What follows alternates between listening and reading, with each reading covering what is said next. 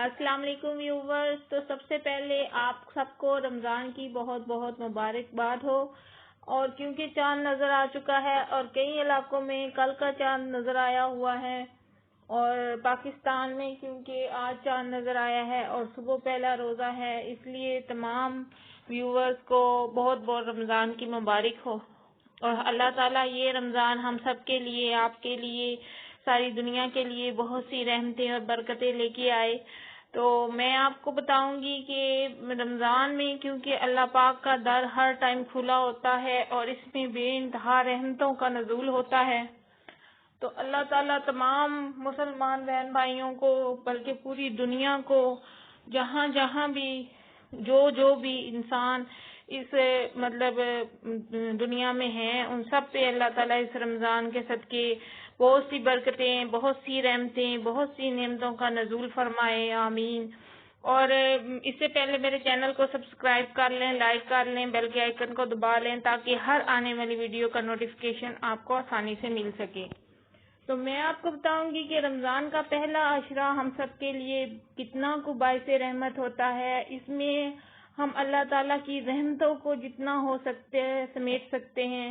ان پہلے 10 دنوں میں ہمیں زیادہ سے زیادہ جو ہے وہ اس کلام کا ورد کرنا چاہیے کہ ربی اغفر لی ورحم وانت خیر الراحمین، کہ اے میرے رب مجھے بخش دے اور مجھ پر رحم فرما، تو سب سے بہتر رحم کرنے والا ہے.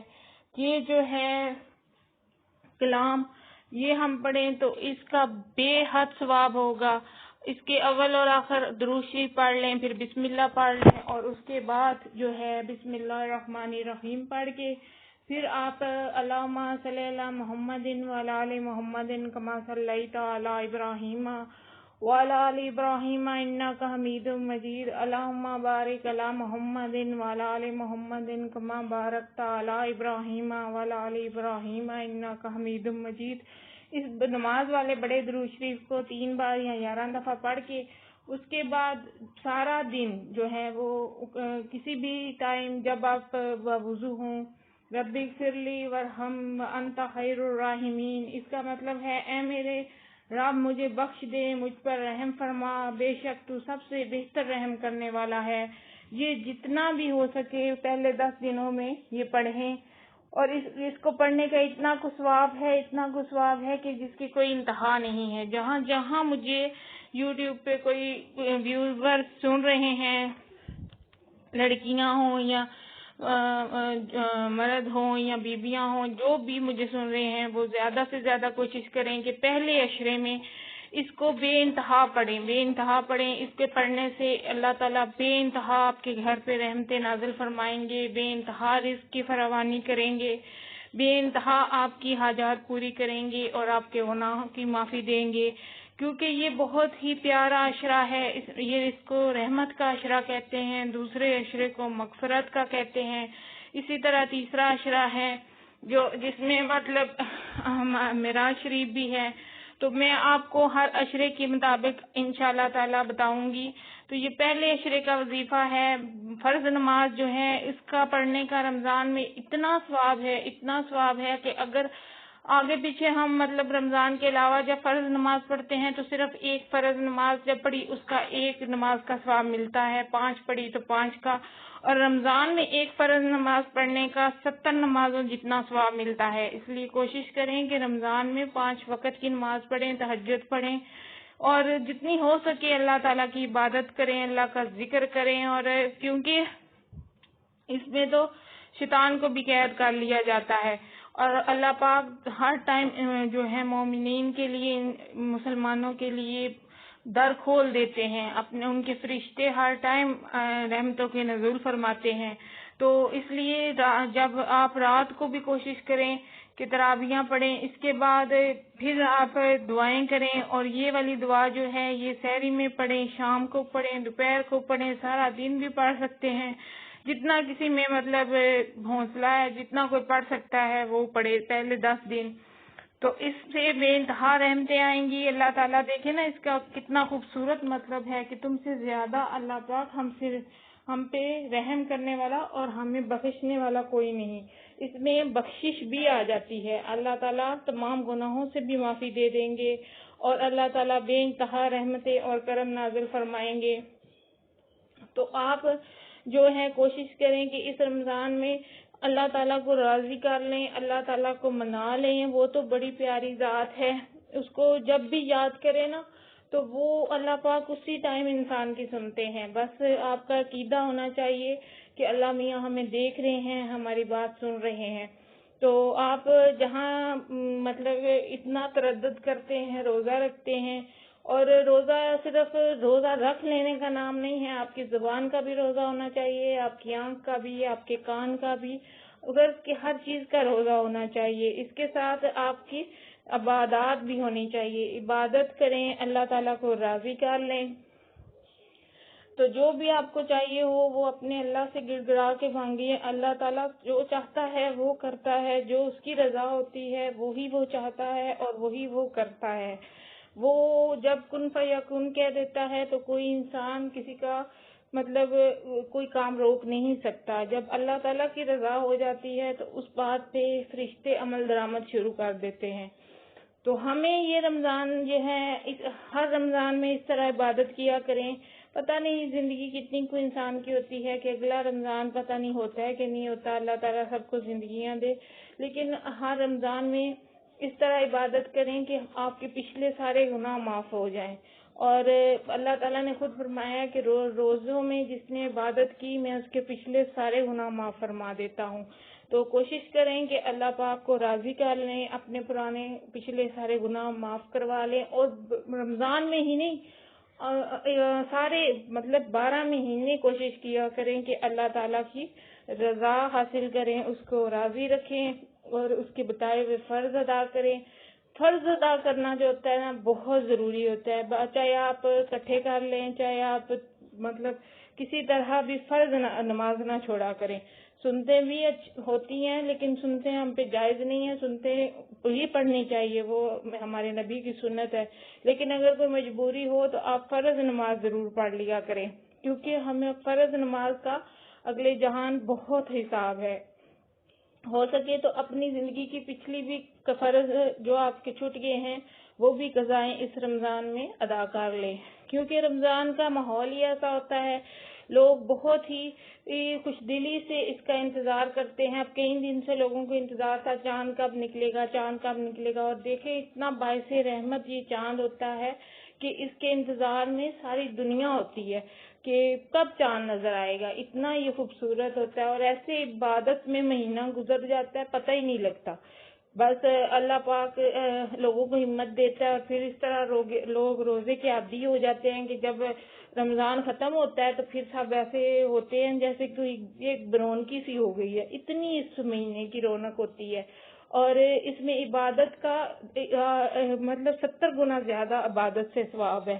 تو اس میں دیکھیں کتنی پیاری راتیں بھی ہیں جن میں عبادت کا کہا گیا ہے کہ ان راتوں میں جی شب قدر نظر آئے گی اور اللہ پاک اپنی رحمت کا کسی بھی ٹائم نزول فرماتے ہیں. تو اس لیے ہمیں رمضان کے پہلے عشرے سے ہی اب اللہ تعالیٰ کو اتنا یاد کرنا چاہیے کہ ہمیں آخری عشرے میں وہ رات نظر آ جائے تو کیا ہی کہنے ہوتے ہیں.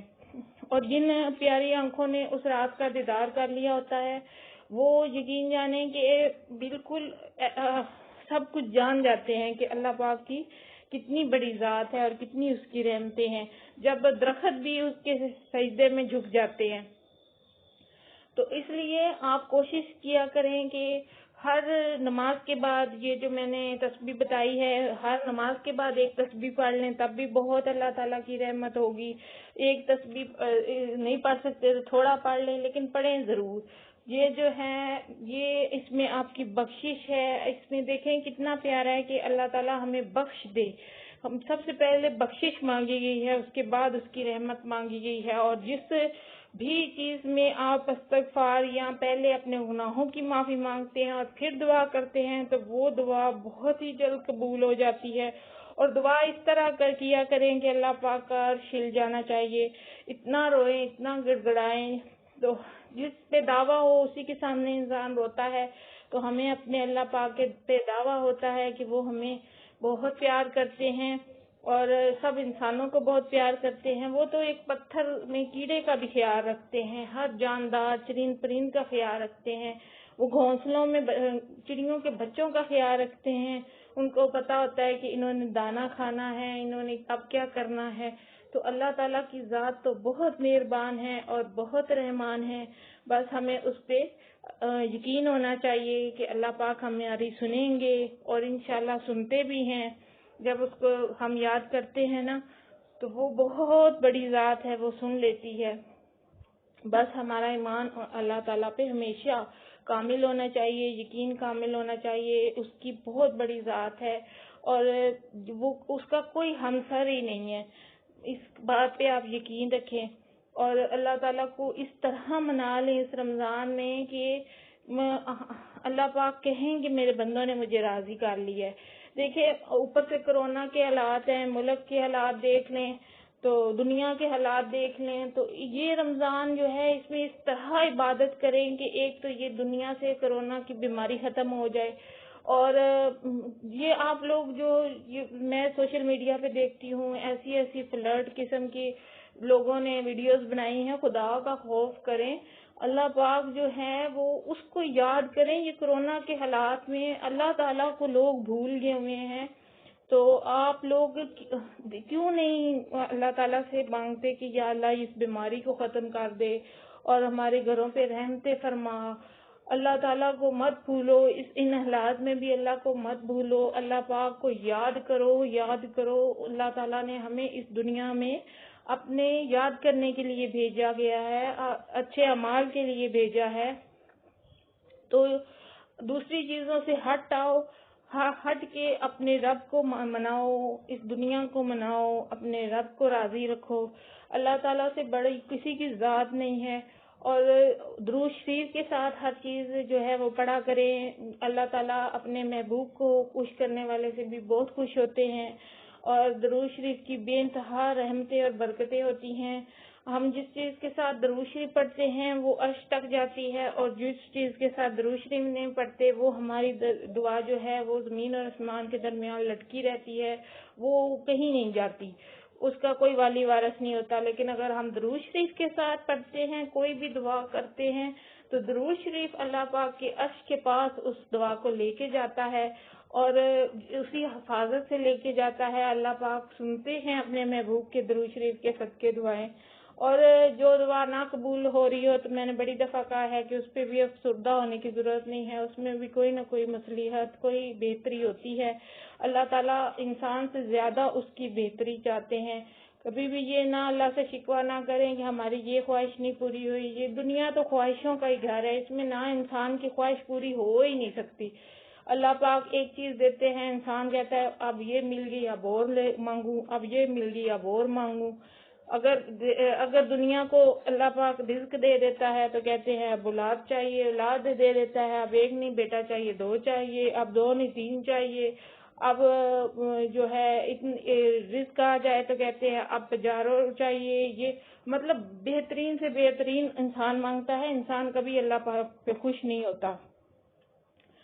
تو اللہ پاک جتنے میں رکھیں آپ اس میں بھی شکر ادا کریں. اللہ تعالیٰ بے انتہا دینے والے ہیں اور وہ شکر کرنے والوں کو پسند کرتے ہیں. جس بھی حال میں رکھیں اس پہ خوش ہوں, اس پہ راضی رہیں, تو اللہ تعالیٰ آپ کی نعمتوں میں, آپ کے اوپر رحمتوں میں جو فراوانی کر دیں گے. اللہ تعالیٰ سے کبھی مایوس نہ ہوں, وہ بڑے پیارے ہیں, وہ بڑے خوبصورت ہیں. اللہ تعالیٰ سے مانگیں لیکن اس طرح مانگیں کہ اللہ پاک راضی ہوں اور آپ کو دیں. تو میری دعا ہے کہ تمام مومنین مومنات کی خواہشیں پوری ہوں, نیک حاجات پوری ہوں, اور ان کے صدقے ہماری بھی حاجات پوری ہوں. اللہ پاک اس رمضان کو سب کے لیے باعث رحمت لے کے آئے اور باعث برکت ثابت ہو. یہ رمضان میں سارے مسلمانوں کے گناہ معاف ہو جائیں, اور اللہ تعالیٰ اپنے نبی کے صدقے اس کرونا جیسی بیماری کو اس دنیا سے لے جائے, اور ہر بیمار کو شفا عطا فرمائے, اور ہم سب کو بھی شفا عطا فرمائے. اور اللہ پاک رحمتوں کے نزول فرمائے مسلمانوں پہ, بلکہ تمام انسانوں پہ, کیونکہ اللہ تعالیٰ کے ہی بنائے ہوئے تمام انسان ہیں. اوکے, اللہ حافظ.